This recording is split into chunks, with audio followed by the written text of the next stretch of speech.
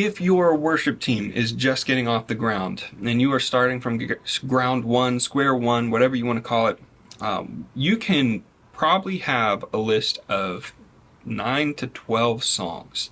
Do 3 songs a week and do each set once a month. All right. Generally speaking, do 1 song per month, and repeat songs throughout there as well. You want to repeat a lot of songs to get your youth group familiar with your worship set. 9 to 12 songs is really all you need to get started for a whole year. Okay.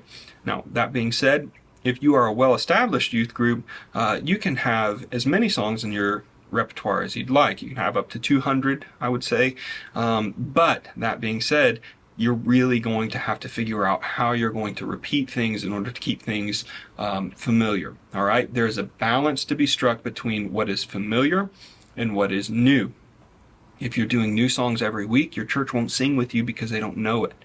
You haven't given them a chance to know it. So typically what I do is if I'm introducing a new song, I'm going to do it 2 weeks in a row, give it a week off, and then do it again. I don't consider a song learned until it has been done 3 times over the course of 4 weeks. Okay. Now that can be shifted depending on schedule or whatever, or if your summer schedule with your youth group is off or whatever, and you guys are just doing events and everything, it's going to be a little bit different. You can do 1 week on, 1 week off, and then 2 weeks on with the song or something.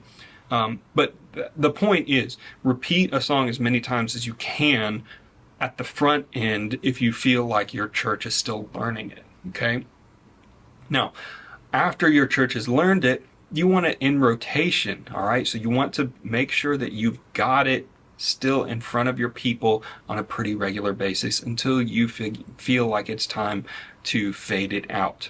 I recently had a friend who was leading worship at a church come to me. He is the leader of the group of worship leaders, and so he has very little control over song selection. I had him pull his reports from Planning Center to show me what the song selection looked like, and it was atrocious. He had probably 5 or 6 songs that had been done twice over the course of a year.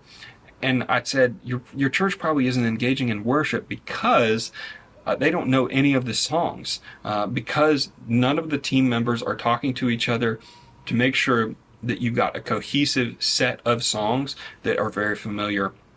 And so I try to do the songs that my church is singing for this season. I try to do them about once a month, once every month and a half, and that gives me a lot of flexibility.